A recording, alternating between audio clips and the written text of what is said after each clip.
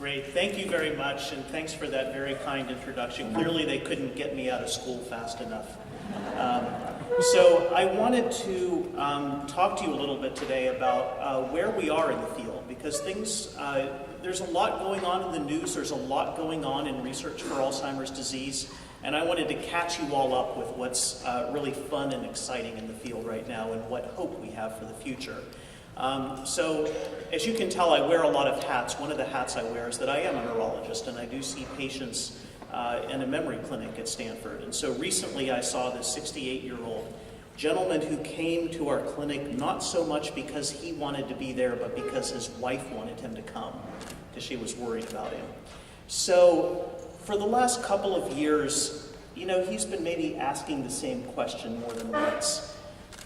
If she gives him, she leaves in the morning and she gives him 3 things to do that day. All I need you to do is 3 things. And he does one of them. Now, she wrote that off as being normal husband stuff for a while. But, it became more and more repetitive. There was one event that really stood out to her as proof that this was something different. They got an invitation in the mail one day. Their niece so they live up in San Francisco. So their niece down in LA was going to get married. This is the wife's sister's daughter. And they were very close with this family and, very excited to hear that this niece was going to get married. And they talked about, so how are we going to get down to Los Angeles? Well, we've never been down Highway 1. That's a beautiful drive. It's a little bit of a commitment. It's a long way from San Francisco to LA along Highway 1, right along the Pacific coast. So they talked a little bit about how they would plan for taking that trip. How many hours it would take, whether it would work, and so on. So they spent a few minutes talking about that. And they sort of made some decisions, and then the wife was wrapping up the conversation saying, "Great, I'll let my sister know that we can attend the wedding." And he said, "What wedding?" Now, they had just talked about it. Maybe, 5 minutes had passed, or 10 minutes at most, while they were talking about this trip down Highway 1. But in that period of time, he had no idea who was getting married. So he still drives, he still sits on a couple of boards, he's retired from his job, he's still doing everything in his life that he wants to do. He's independent. And so the first question is audience participation. So you tell me, what should I as a doctor tell this guy? Should I tell him, you're just like the rest of us, you better get used to getting old? Does anybody like that answer? Okay, nobody likes that. What about this one? He might have a problem, but why bother doing anything about it? Anyway, there's nothing you can really do. Okay, you would be surprised how many primary care doctors out there have this opinion. And you saw this statistic that maybe even less than half of patients with Alzheimer's disease are even told by their physicians that they have Alzheimer's disease. And that's one of the driving forces. Physicians don't feel empowered to do anything about it, and why should I tell a patient that I'm worried about them when I can't really help them? Okay, so we don't like that answer. What about this one? Let's get the Alzheimer's disease test and get on therapy as soon as possible so that we can prevent this from getting worse. Okay, I like this answer. The problem is we're not there yet. I think D is the right answer, and D represents what the current reality is. There are some tests that are available for patients like this gentleman. There are pros and cons to these tests, and there is some value in telling people what we think is going on with them, even if there's not a cure available. So I want to spend the next 35 minutes or so going into more detail about this current state of the art and where we're headed. So just let's continue with this gentleman. So he's coming to me, he's got this problem, we're all worried about him, so I share your worry. So what can I do for him? Well, I can order some neuropsychological tests. I can send him to a colleague of mine who can administer some very difficult, challenging tests of memory, language function, visual spatial function, etc. Not sure what's going on with my slides.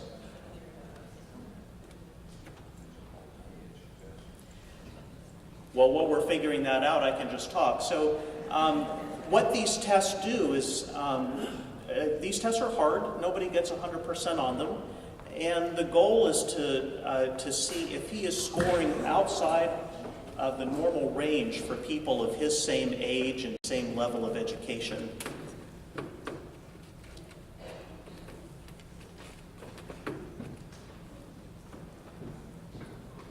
We'll see if it comes back up. And then in addition, everybody who comes to see the doctor with a new memory problem ought to have some blood work done, because one thing I'm going to emphasize is that Alzheimer's disease isn't the only thing that can cause memory problems. If you have a hormone deficiency or a vitamin deficiency, you want your doctor to figure that out, because that's easy to fix. So there's some simple blood work that everybody ought to get. And then in addition, anybody over the age of 50 who's got a new problem with their memory ought to have a picture taken of their brain. It's rare, but I have had cases of patients who come to my clinic with complaints just like this gentleman, who, surprise me and have a tumor or something else like that. A stroke can be the cause of a memory problem sometimes. And so it's important to get a picture taken of the brain, because you might end up making a diagnosis that takes you down a different pathway.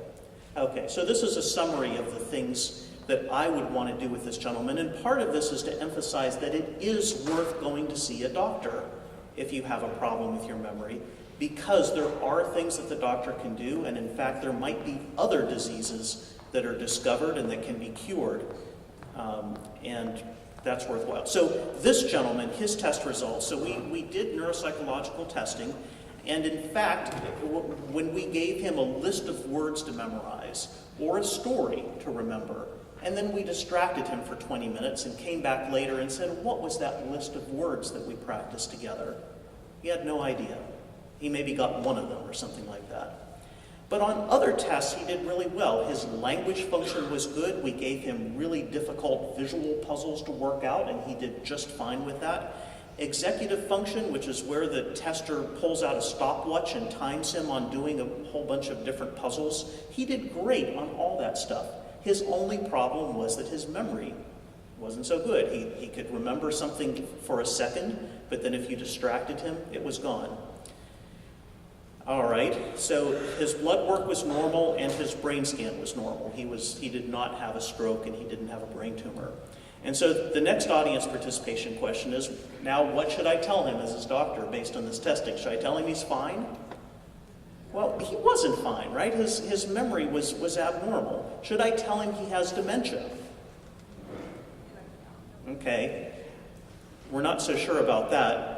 Unfortunately, he's in this kind of gray area, and unfortunately, most of my profession is in a sort of gray area where we're dealing with patients like this all the time who aren't clearly demented but aren't normal. And I think this is one of the big challenges that doctors and scientists have, is what do we tell patients like this and what can we do for them?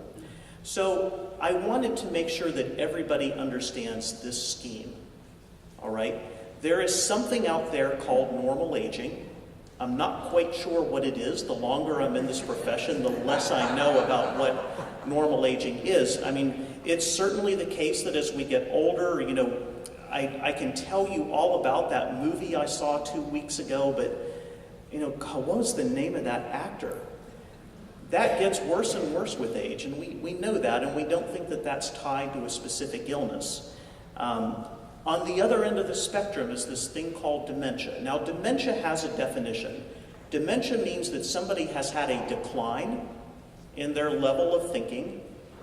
So they used to be smarter, and now their cognitive skills have declined, and it's reached a threshold where you now need help with day-to-day activities. This could be something as simple as balancing a checkbook, or being able to manage a household, or drive to your hairdresser's appointment.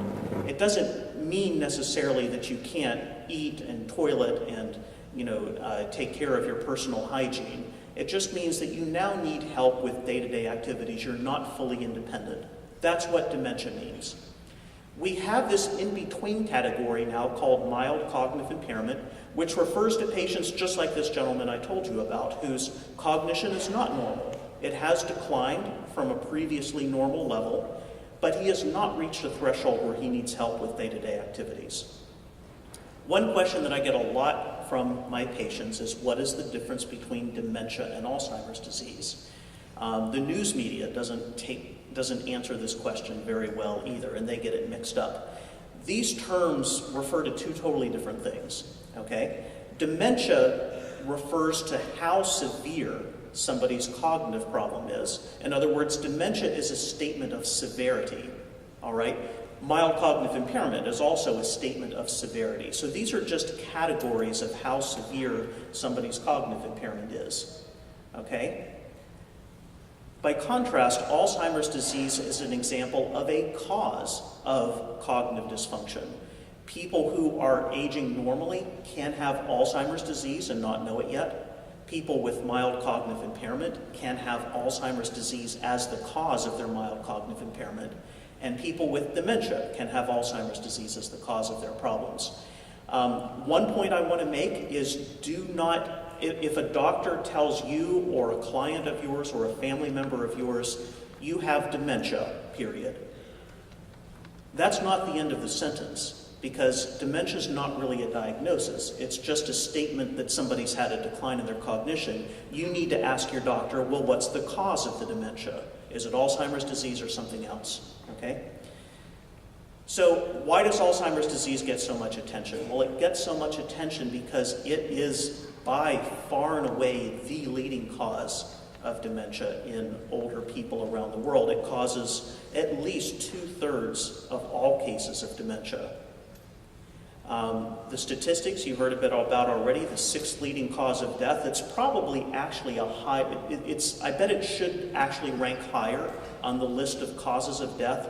Alzheimer's disease does not get listed on the death certificate as often as it should.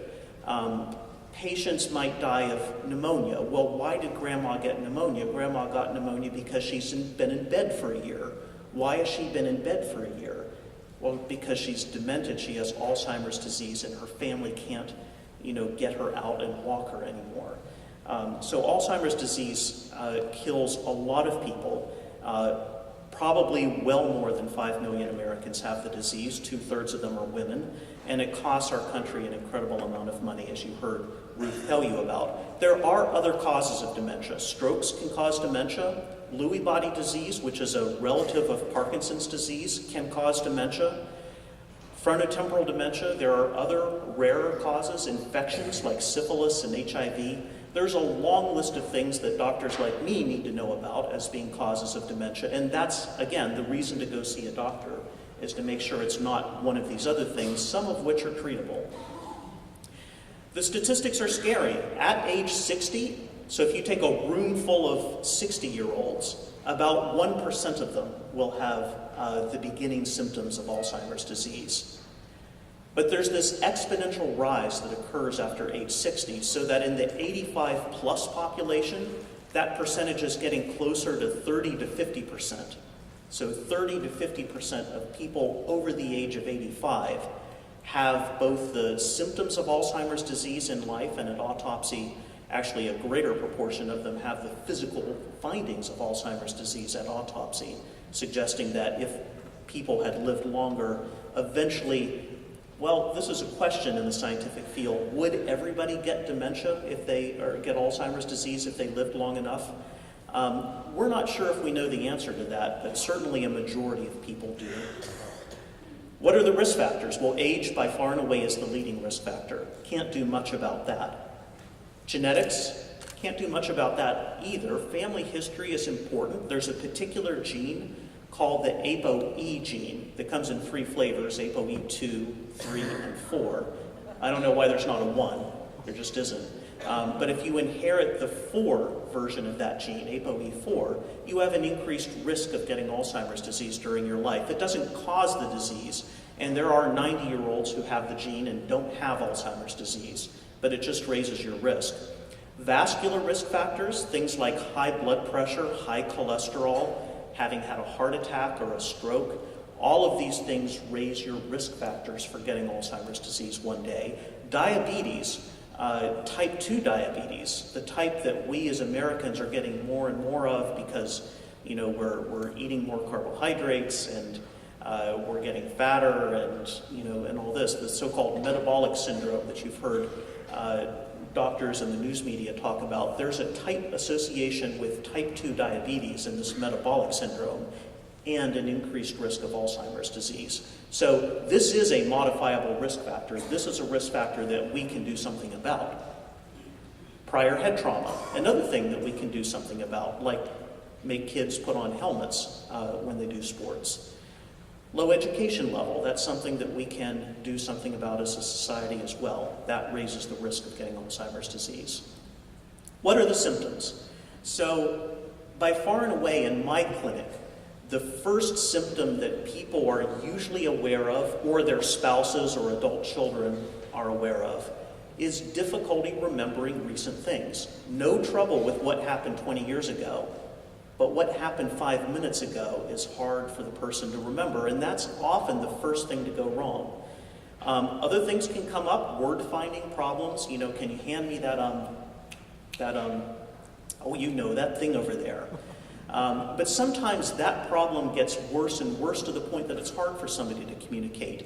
Difficulty with navigation, and also difficulty with visual perception when it's not a problem with your eyes. Sometimes that can be a symptom in Alzheimer's disease. Difficulty with organization and problem solving, and withdrawal from usual activities. Sometimes, especially for people living alone or with other forms of social isolation, sometimes people notice that with Sally isn't showing up to bridge club anymore.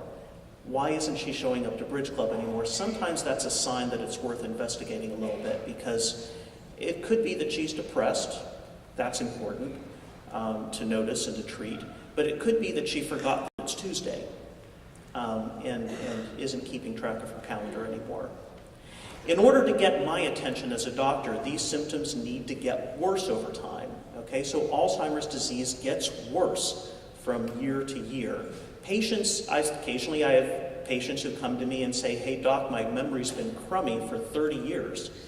I say, well, that's just you. That's not a disease.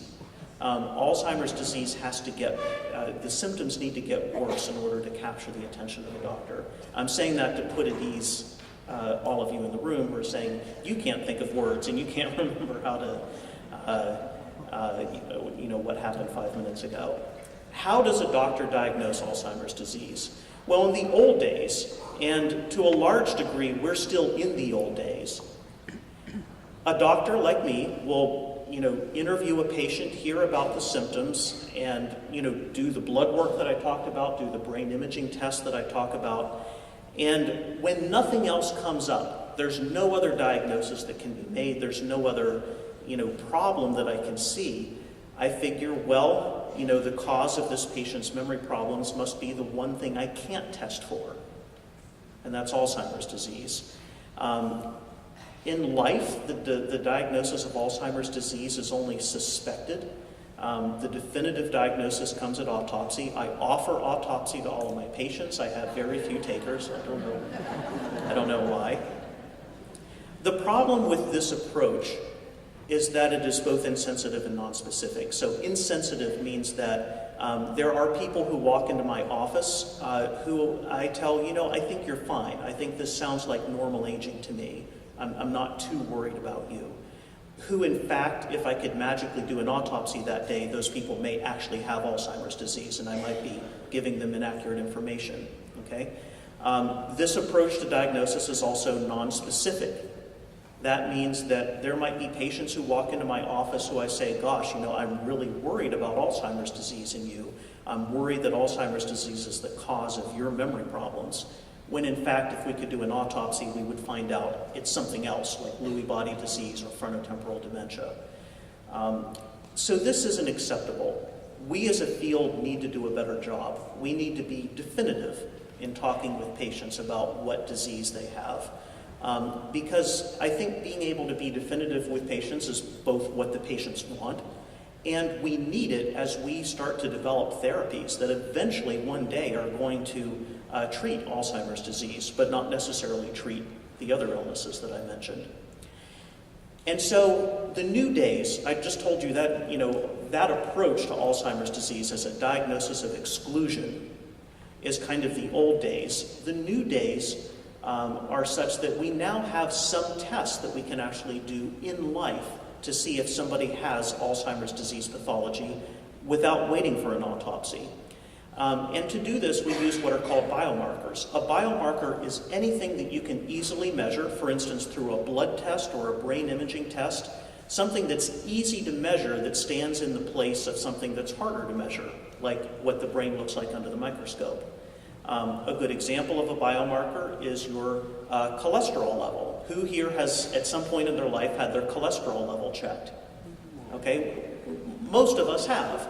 And your doctor checked it not because your doctor really cares about what your cholesterol level is. The LDL is the bad cholesterol. Cholesterol never killed anybody. Having too much of it or too little isn't a known medical problem. Rather, your cholesterol level is a biomarker of your risk for getting a heart attack or a stroke. Okay, does that make sense? Your doctor's checking your bad cholesterol level because he's trying to figure out what's your risk of getting a heart attack or a stroke one day, and then giving you treatments that will help to prevent that. So here's what we're trying to figure out using biomarkers. So this is what a brain looks like under the microscope. There are two findings that the neuropathologist has to see. There are plaques, these kind of smudges, spherical smudges of a protein called beta amyloid. And there's this other finding in the brain called tangles. And this is a collection of a different protein called the tau protein. So a neuropathologist has to see both plaques and tangles, both the beta amyloid protein and the tau protein, in a patient who has cognitive problems in order to make a diagnosis of definite Alzheimer's disease. Okay? So two things that neuropathologist has to see. So what biomarkers do we now have at our disposal in the clinic? So one thing that I do in some patients is I do a spinal tap to get cerebral spinal fluid. Cerebral spinal fluid is this watery substance that surrounds your brain and spinal cord. Unlike the blood, cerebral spinal fluid directly touches the brain and therefore shares some of the same chemicals that the brain has. And as I said, you can get this by performing a lumbar puncture, which sounds much worse than it is. It's an easy procedure that we do in the clinic every day. And you can measure directly the amount of amyloid in the cerebral spinal fluid. It turns out that as amyloid is getting stuck in the brain tissue in Alzheimer's disease, it's not getting flushed out through the cerebral spinal fluid. And so the finding is that amyloid levels in the spinal fluid are too low in patients with Alzheimer's disease. So this is a test that's now available in the clinic. In addition, so I'm telling you about tests for amyloid. So measuring amyloid in the spinal fluid is one test that's available for amyloid.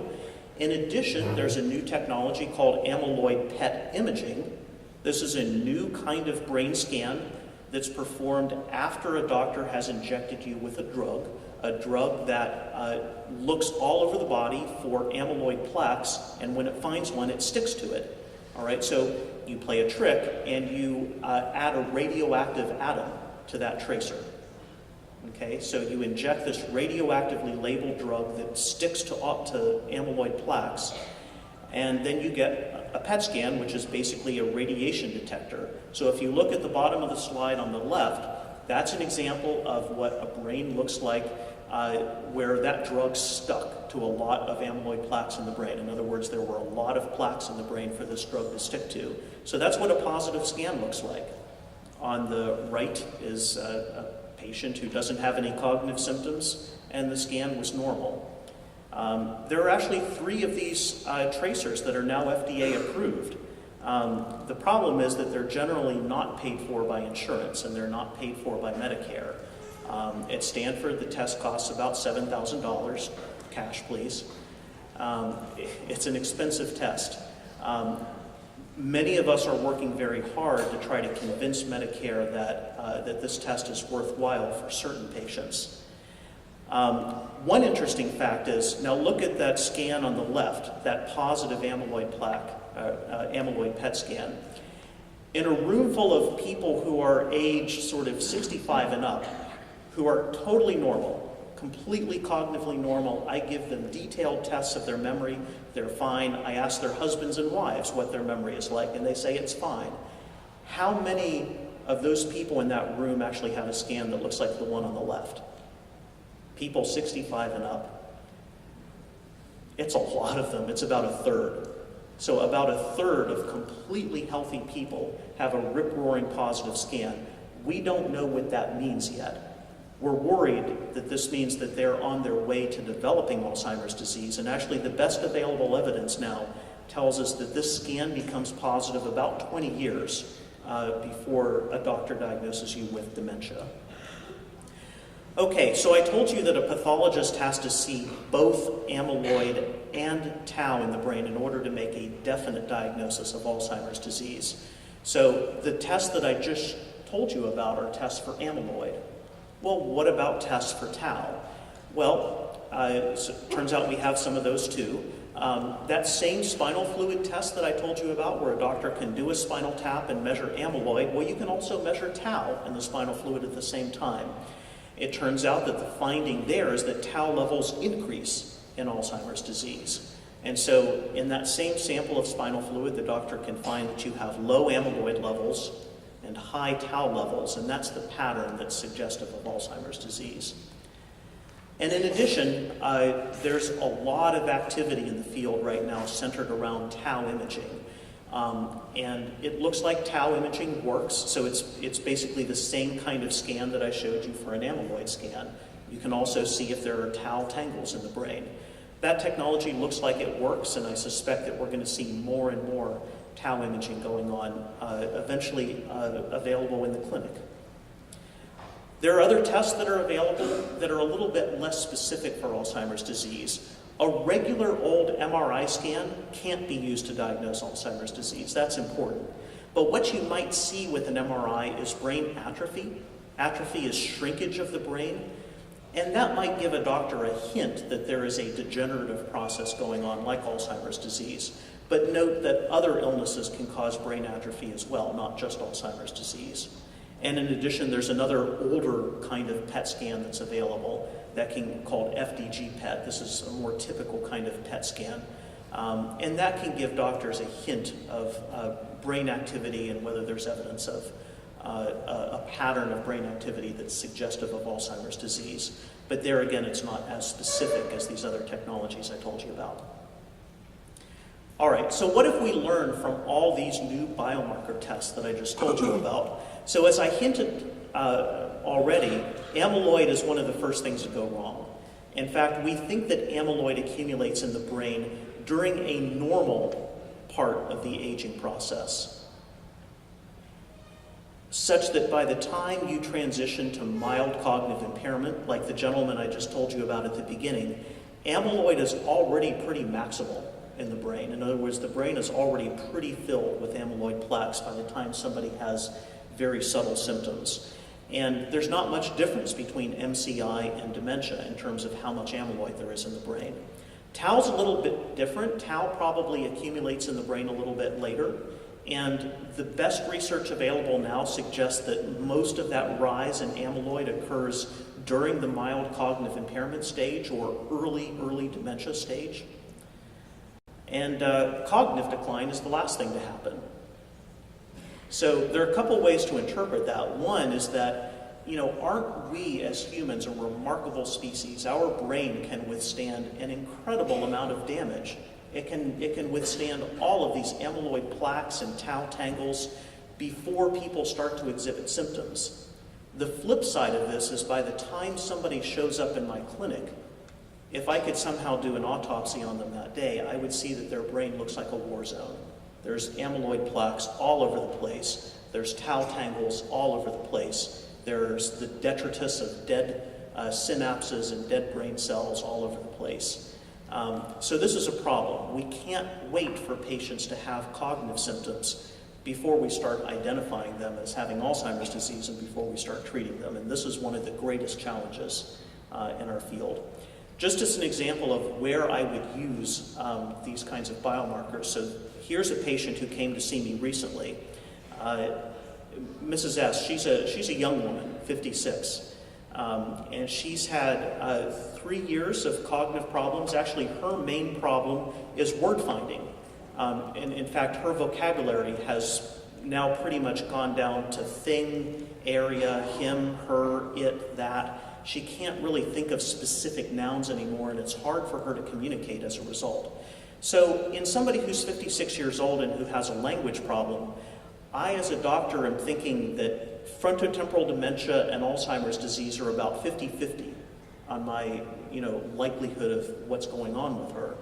And so using a biomarker test could actually be very helpful, because it would, this is a patient in whom I would offer a spinal tap. And actually I would encourage her to undergo a spinal tap and to get her amyloid and tau levels checked, because I would be able to tell her if I think she has Alzheimer's disease versus frontotemporal dementia. And that's useful information for her and her family, because it'll help me to educate them about what kinds of symptoms to expect in the future and how this disease is likely to go. So that's an example of how I use biomarkers practically in my clinic. How do we treat Alzheimer's disease? Well, not very well. There are 4 drugs that are FDA approved. 3 of them are here. These 3 all do the same thing. You've probably heard of Aricept before. It's the most commonly prescribed medicine for Alzheimer's disease. These drugs boost the level of acetylcholine. It's a chemical in the brain. It makes people a little bit more alert, a little bit more focused, a little bit more in the moment, but it doesn't cure anything. It just squeezes a little bit more juice out of a brain that is going on to degenerate over time. I told you there are 4 drugs that are FDA approved. The 4th one is called memantine, and it kind of does the same thing. It squeezes a little bit more juice out of the brain, but it doesn't cure anything.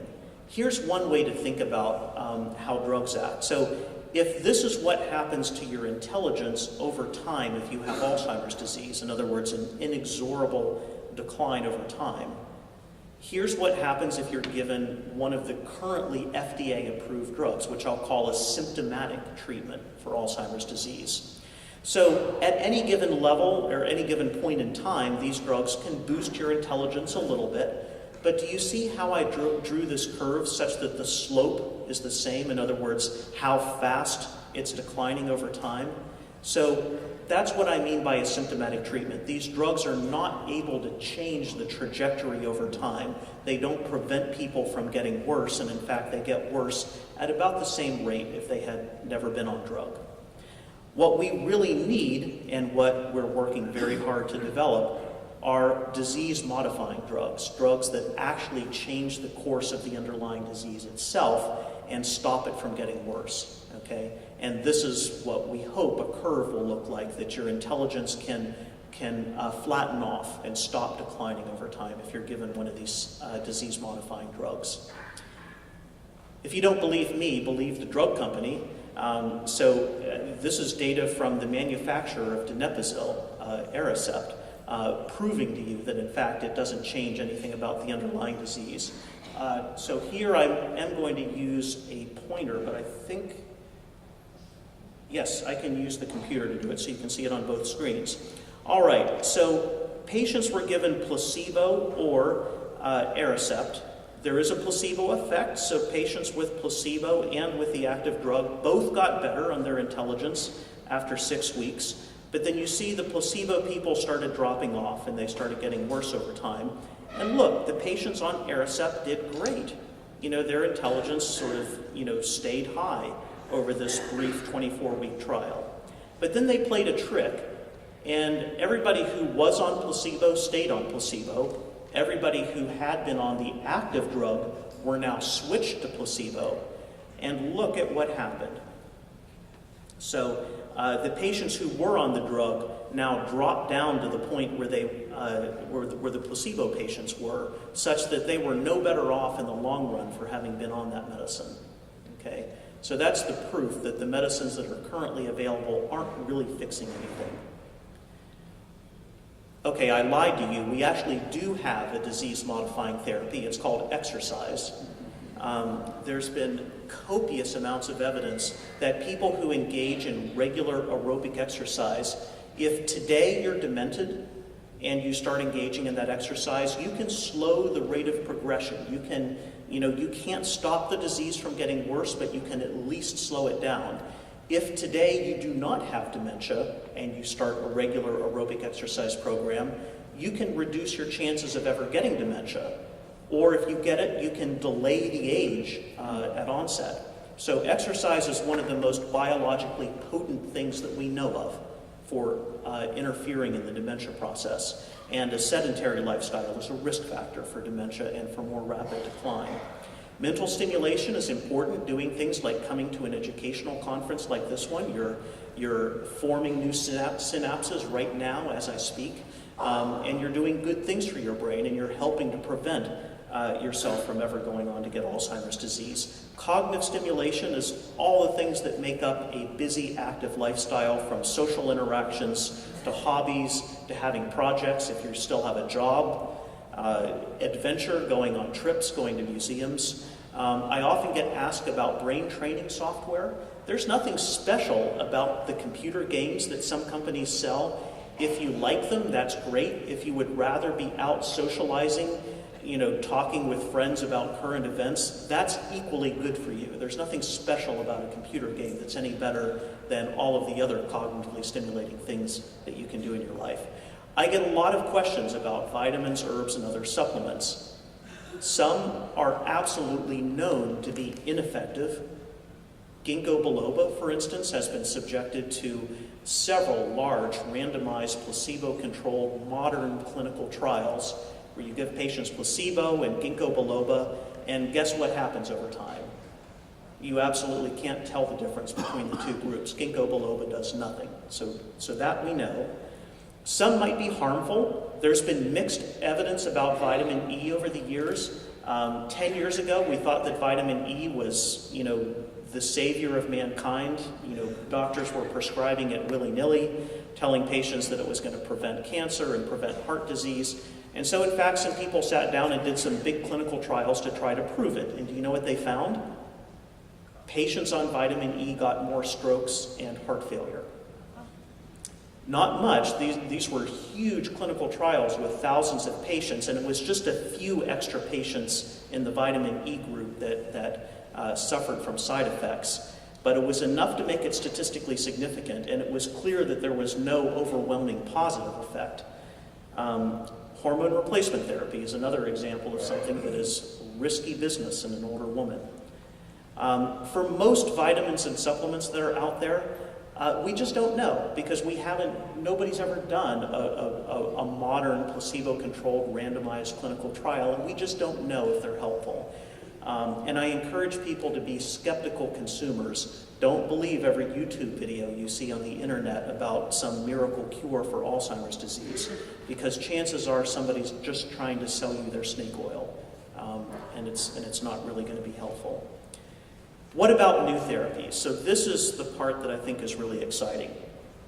Now that we have all these biomarker tests available, and now that we know, for instance, that amyloid deposition is one of the first things to go wrong, doesn't it make sense to develop drugs that attack amyloid in the brain?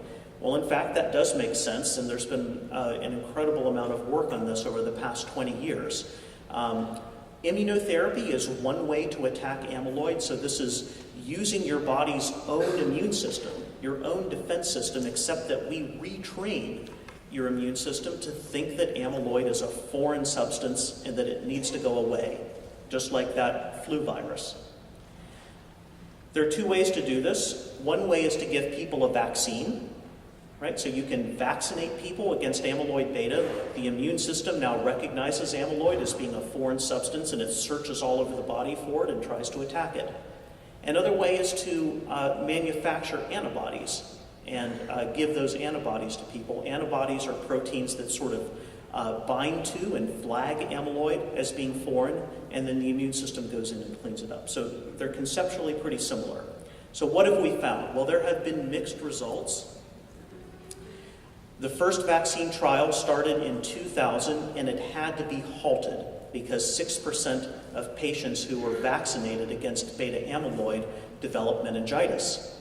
In other words, they developed a strong inflammatory reaction in their brain they probably didn't get an infectious meningitis. Probably it was the case that their immune system just found so much amyloid in the brain to attack that it went a little bit wild, okay? So that approach didn't work well, and that's actually why there's been so much attention in manufacturing antibodies that you can deliver intravenously to people, because that's another safer way of using the immune system to attack amyloid. And the first generation of these antibodies have made it all the way and completed phase 3 clinical trials, and those trials have been negative for the most part. What went wrong? We're worried. Was the wrong dose chosen? Were the wrong patients chosen? So the patients who were chosen for those clinical trials were patients who already had full-fledged dementia. Okay, maybe it was too late. Maybe we need to be delivering these drugs to people at an earlier stage of the disease. Other people argue that amyloid is the wrong target. Our field has Baptists, people who think the beta amyloid protein, get it, Baptists, who think the beta amyloid protein is the most important target in Alzheimer's disease, and the Taoists, who have been arguing that, you guys have had it wrong for all these years, you need to be going after tau. So right now the Taoists are having a heyday, because they're saying, look, there's this string of failed clinical trials of drugs against beta amyloid, you guys have it wrong. So this battle is still actively being played out, and drug companies are working hard to develop new drugs against tau, and also to answer some of these other questions with existing amyloid treatments. You may have heard just a few days ago in Nice, France, there was a big international conference on Alzheimer's disease, and some exciting new results were announced by a company in Cambridge, Massachusetts called Biogen IDEC. They actually had a positive result in a phase 1 trial of an anti-amyloid antibody. They were able to radically slow the decline in people's cognition over a fairly short period of time. This came at the expense of a pretty notable side effect. Patients get brain edema, brain swelling, kind of akin to that meningitis that I told you about that happened in the vaccine trial. So it's exciting. This is the first time that a company has showed that an anti-amyloid therapy is really able to alter the course of patients with Alzheimer's disease. We need to weigh as a field, what can we do about that side effect? Can we make it go away? Is it really not that big of a deal? So this is something that we're actively struggling with. It is clear that early intervention is important. Clinical trials are increasingly going to be leaning on patients with mild cognitive impairment, or even normal patients who are at risk of developing Alzheimer's disease. Remember I told you that a third of healthy older adults have a positive amyloid brain scan? Well, there's a trial going on right now of those people. So you can enroll in a clinical trial by you're perfectly healthy, you go in and you get one of these brain scans and find out that you have amyloid in your brain, and you can start on one of these therapies. And this trial is going to take a long time because, see, you have to wait and see who goes on to get dementia and who doesn't, and see whether the drug has really worked.